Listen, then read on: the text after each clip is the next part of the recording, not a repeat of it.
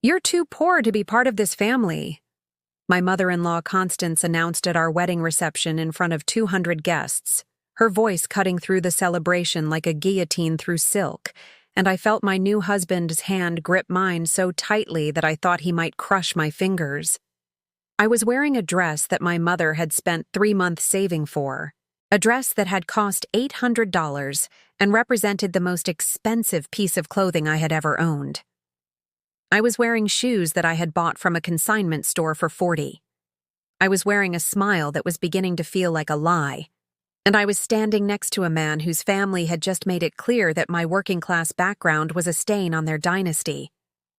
The prenuptial agreement that they had forced me to sign before the ceremony was sitting in a leather folder on the wedding gift table, a document that stated, in very clear legal language, that I would never have a claim to any of the Ashford family money, that I understood I was marrying down, that I accepted the terms of marrying into wealth while remaining financially separate from it. How had I let myself be humiliated like this? How had love blinded me so completely that I had agreed to sign a document declaring myself unworthy? My name is Sienna Blackwell, and this is the story of how I learned that the richest people are often the most terrified of losing everything, and that sometimes the greatest power is simply building something they could never have. I grew up in Houston, Texas, in a working-class neighborhood on the East Side. My father was a plumber. My mother was a teacher. We had enough. We didn't have luxury, but we had security, and more importantly, we had love.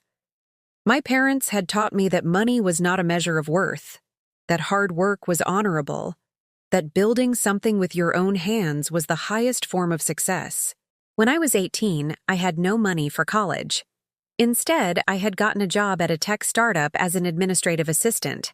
I had worked full-time while taking online classes at night. By 25, I had gotten my bachelor's degree in business. By 30, I had gotten my MBA. I had worked my way up from administrative assistant to project manager to operations director. At 32, I had met Preston Ashford at a business conference. He was handsome and charming and seemed genuinely interested in my work as an operations director. We had dated for 2 years. We had fallen in love. He had proposed with a 3-carat diamond ring that I later learned cost more than my annual salary. I had said yes because I loved him. I had not said yes for his money. What I had not understood was that his family's money was not a bonus. It was a bondage. When we got engaged, Preston's mother, Constance, had requested a meeting with me. She had wanted to discuss family expectations. What she had actually wanted was to discuss my lack of financial standing. "Preston is marrying down," she had said, seated in her lawyer's office, surrounded by leather and mahogany and the kind of wealth that had been accumulated over 3 generations. "We need to protect the Ashford assets. We need you to understand that you are not marrying into this money. You are marrying Preston. That is what the prenup will establish." I had wanted to refuse. I had wanted to tell her that if Preston loved me, he wouldn't ask me to sign away my rights. But Preston had been silent throughout the meeting. He had not defended me. He had not stood up to his mother. He had simply looked at me and said, "It's just paperwork, Sienna. It doesn't mean anything." But it did mean something. It meant that his family saw me as a fortune hunter. It meant that I was not trusted. It meant that despite everything I had accomplished, despite everything I had built, I was still defined by where I came from. I had signed the prenup anyway, because I loved him, because I believed that love was enough to overcome the family's prejudice. I was wrong. For 3 years, I had listened to Constance's comments about my background. She had asked why I bothered working since Preston made plenty of money. She had questioned my educational credentials because I had done my MBA online. She had introduced me at parties as Preston's wife from the working class, as if my background was a fascinating curiosity rather than simply my life. Preston's father, Richard, was slightly more polite, but equally dismissive. His siblings made jokes about my humble origins. His extended family whispered about how I was nice for someone from that background, which I had come to understand meant, "You're surprisingly not terrible despite where you came from." I had built a wall around myself.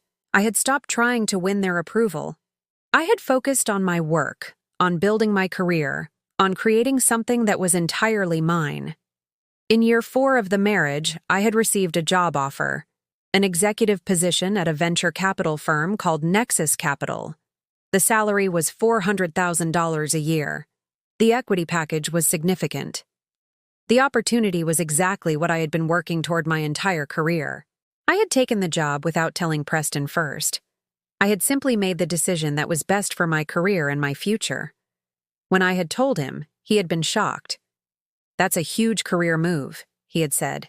"That's life-changing." "Yes," I had agreed. "It is." What I hadn't told him was that I had also been looking at my financial future, that I had started to understand that this marriage was not going to work, that his family's contempt was not something I could live with indefinitely, that I was building an escape route. Over the next 18 months, I had done something that surprised even me. I had made strategic investments. I had made smart decisions at the venture capital firm. I had identified emerging technologies and invested in them early. I had built a portfolio that grew exponentially. By year 5 of the marriage, my personal net worth had grown to approximately $3 million. I had not told Preston. I had not told his family. I had kept it secret.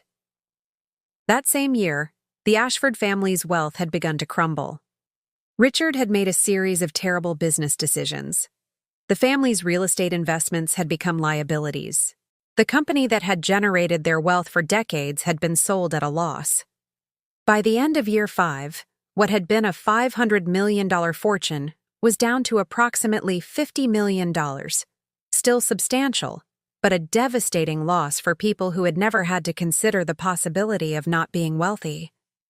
Constance had called me one Tuesday afternoon. Her voice had been different, smaller, frightened. "Sienna," she had said, "we need to talk about something. The family is facing some financial adjustments. We were wondering if you might be willing to discuss the prenuptial agreement, to perhaps renegotiate it in light of our current circumstances." I had listened to her request, and I had felt absolutely nothing. No satisfaction, no vindication, no pleasure in her suffering. Just a clear understanding that this woman had tried to diminish me, and now she was asking me to save her. "I'll think about it," I had told her. "Come to my office tomorrow. We can discuss it then." The next day, Preston and Constance and Richard had walked into my office at Nexus Capital. It was a beautiful space. Floor-to-ceiling windows overlooking the Houston skyline, modern furniture, original artwork on the walls. The kind of office that said, "This person is important. This person has built something." They had sat down at my conference table, and I had instructed my assistant to bring coffee. And then I had done something that I had been planning to do for months. I had turned my computer monitor toward them, and I had shown them my portfolio. The numbers had appeared on the screen. $3,247,000 in personal net worth. Investments in 7 different technology companies that had gone public or been acquired at significant valuations. Real estate holdings in 3 states, in DICA. A diversified investment portfolio that was generating approximately $200,000 a month in passive income. Constance had stared at the numbers, and I had watched her face go white. Richard had made a sound that was somewhere between a gasp and a sob. Preston had looked at me like I was a stranger. "I signed your prenup," I had said calmly, "because I believed that love was more important than money. I was wrong about that. Love should never require you to accept being treated as less than. Love should never ask you to diminish yourself for someone else's comfort." I had turned the monitor back toward myself. "What I did was build something entirely on my own," I had continued. "Without your money, without your name, without anything except my own intelligence and hard work. Everything you see on that screen is mine, not ours, not family money, mine." I had paused, letting that sink in. "You came here today to ask me to save you," I had said, "to ask me to renegotiate a prenup that was designed to humiliate me. To ask me to use the money that I built to bail out a family that told me I was too poor to deserve being part of it." I had stood up from my desk. "The answer is no," I had said. Not because I'm cruel, but because you need to learn what it feels like to work for something. You need to understand that money is not just an accident of birth. That real wealth is built by people like me, people who start with nothing and create something. That was my first instinct, to help you because I love Preston and he loves you. But I realized that helping you would be robbing you of the opportunity to understand who you actually are without the money. Constance had collapsed in her chair, not metaphorically, literally slumped forward like her body had given out. Richard had called for help. A doctor had been contacted. It had turned out that Constance had not had a medical emergency. She had had a panic attack triggered by the realization that I had built something without them, that I had left them behind, that I was no longer someone they could look down on. After the office visit, things had changed in my marriage. Preston had asked why I hadn't told him about my investments. I had told him the truth, because I couldn't trust him to not tell his family. Because I had learned that his allegiance was to his family, not to me. Because I was building an escape route, and I needed it to be secret. We had gone to marriage counseling. We had tried to repair the damage, but the truth is, there was nothing to repair. The foundation had never been solid. I had built the marriage on the belief that love was enough, and it wasn't. 6 months later, I had filed for divorce. Preston had contested it, but my lawyer had explained that the prenuptial agreement that he had forced me to sign meant I had no claim to any family money, and they had no claim to anything I had built. The prenup that had been designed to humiliate me had actually protected me. I had kept the $3 million that I had built. He had kept nothing except the knowledge that he had married a woman who was far more capable than anyone in his family had ever given her credit for. My name is Sienna Blackwell. I am 40 years old. I am the VP of Investments at Nexus Capital. I am a woman who built a $3 million portfolio while being told that she was too poor to deserve respect. What I learned from Constance and Richard and Preston is that wealth is not character, that money does not determine worth, that the poorest people are often those who have inherited their riches because they never had to develop the skills to build anything themselves. I also learned that sometimes the greatest revenge is not vindication. It's simply building a life so extraordinary that other people's judgment becomes irrelevant. Constance eventually called me and apologized, not dramatically, but genuinely. She told me that losing the family money had been the most humbling experience of her life, that watching me build something without their help or their name had taught her more than 50 years of inherited wealth ever could. I accepted her apology, but I did not reconcile. Some bridges, once burned, serve a purpose by staying burned. Preston's family did recover financially. They managed to rebuild to about $100 million, still substantial, but a fraction of what they had. The experience changed them. They became less arrogant, more aware of how fragile wealth could be, more understanding of the people who had to build it themselves. I started a foundation that provides scholarships to working-class students pursuing business degrees. I donated anonymously for the first 3 years. Then I put my name on it, because I had learned that visibility was important, that showing other people who looked like me that success was possible was as important as achieving success myself. My name is Sienna Blackwell. I was told I was too poor to be part of a family, and I built something so extraordinary that they eventually came to me begging for help. The prenup that was designed to humiliate me became the document that protected my independence. The wedding day where I was publicly declared unworthy became the moment that crystallized my determination to prove them wrong. I didn't prove them wrong to earn their respect. I proved them wrong to earn my own. And that, it turns out, was worth far more than all the family money in the world. I had also made a decision that I had been processing in therapy for months. I had decided that I wanted to see what I could build entirely on my own. I had decided that I wanted to test myself against the world without any safety net, without any family money, without anything except my own intelligence and work ethic. That decision had led to some of the most difficult but also most rewarding years of my life. At the venture capital firm, I had been given significant autonomy to make investment decisions. I had worked with a team of brilliant analysts, and together we had built a portfolio that was performing exceptionally well. But more than that, I had learned the language of wealth. I had learned how money moved. I had learned how to identify opportunities that other people missed. I had also learned something crucial. Most wealthy people had gotten their money through luck or inheritance, not through brilliance. That wasn't to say that some of them weren't intelligent. Many were. But they had not had to fight for it the way that people like me had to fight. They had not had to learn survival. They had not had to understand scarcity. And that meant they often made poor decisions about money because they didn't understand its fragility. By year 5, I had made 7 investment decisions that had paid off exponentially. 2 of those companies had gone public. 3 had been acquired at substantial valuations. 2 were still private but were valued at over $500 million each. My equity stake in those companies represented approximately $2 million of my net worth. The remaining $1.2 million had come from real estate investments, stock market gains, and a diversified portfolio that I had built with meticulous attention to detail. I had kept all of this completely separate from Preston. Not to be deceptive, but to be strategic. I had learned that information was power, and I was not going to give his family any information that they could use to diminish me further. When the Ashford family's financial situation had begun to deteriorate, I had watched it happen with the kind of detached sadness that comes from knowing that people who have everything have the least ability to survive loss. Richard had made a $50 million investment in a commercial real estate development that had failed spectacularly. The market had shifted.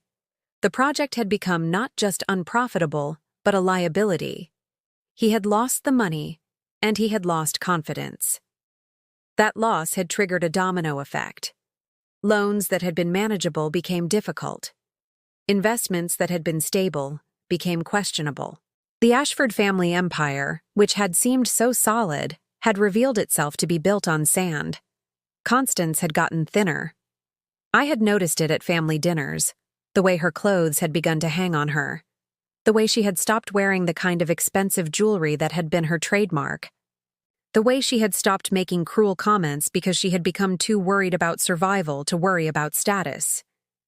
When she had called me asking about renegotiating the prenup, I had recognized it for what it was: desperation wearing the mask of pragmatism. "Come to my office," I had told her. "We can discuss it properly." What I had not told her was that I had prepared for this moment. I had discussed it with my lawyer. I had considered my options carefully. I had made peace with the possibility that I might choose to help them despite how they had treated me. Or I might choose not to. I had given myself permission to make the decision that was right for me, not the decision that would make them comfortable. When they had walked into my office, I had felt the shift in power in my bones. They were stepping into my world now. This was my territory. This was where I had built something extraordinary. I had watched Constance look around the office and see the markers of success. The original artwork on the walls, pieces by contemporary artists that I had collected deliberately. The view of the Houston skyline, the furniture that was expensive but not ostentatious. Everything about this space said, I have built something real. After showing them the portfolio, after watching Constance collapse, after delivering my speech about not saving them, I had sat in silence and waited for them to process what was happening. Preston had been the first to speak. "I want to understand," he had said quietly. "Why didn't you tell me? Why didn't you trust me enough to tell me about this?" "Because," I had said, "trust is something that has to be earned. And you spent 5 years allowing your family to humiliate me without defending me. That broke the trust that I had in you. After that, every decision I made was made assuming that I could not depend on you. So I built something that didn't depend on you. I didn't know how to stand up to my family," he had said, and his voice had cracked.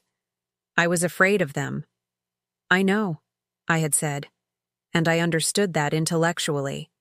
but I also understood that I couldn't spend my life married to someone who was more afraid of his family than he was committed to me. So I built an exit route. I built independence. And then I realized that I didn't want to be married anymore. Richard had been silent. Constance had been crying quietly, and Preston had been looking at me like he was seeing me for the first time. "I love you," he had said. "I know," I had replied. "But love is not enough when it comes with a family that systematically diminishes you. Love is not enough when you have to choose between yourself and the person who says they love you. I needed someone who would choose me first. You were never able to do that." After they had left my office, I had cried. Not because I regretted my decisions, but because I was sad that it had taken his family's financial collapse for him to understand what I had needed from him all along. The divorce proceedings had been surprisingly simple. My lawyer had explained the prenuptial agreement to Preston's lawyer, and there was nothing to dispute. I had built my wealth entirely separately. I had no claim to family money. The prenup had been designed to protect the Ashford assets, and it had done exactly that. I had walked away from the marriage with my $3 million and my freedom. Over the next 5 years, my investments had continued to grow. I had been promoted to partner at Nexus Capital. I had started my foundation. I had built a life that was entirely mine. Constance had eventually reached out to me directly. She had asked if we could have coffee. We had met at a small cafe in downtown Houston, and she had looked smaller than I remembered. Not physically smaller, but diminished somehow. Like she had been hollowed out by the experience of losing everything. "I owe you an apology," she had said. "More than one, actually. Years of them. I treated you terribly because I was insecure. Your background threatened me because it meant that you weren't dependent on me or the family. You had independence in a way that I never had, and instead of admiring that, I tried to diminish it. I appreciate the apology," I had told her, "and I accept it. But I need you to understand something. My life is better now than it would have been if you had welcomed me, because I learned to build something for myself. I learned that I didn't need your approval to have worth." "I know," she had said.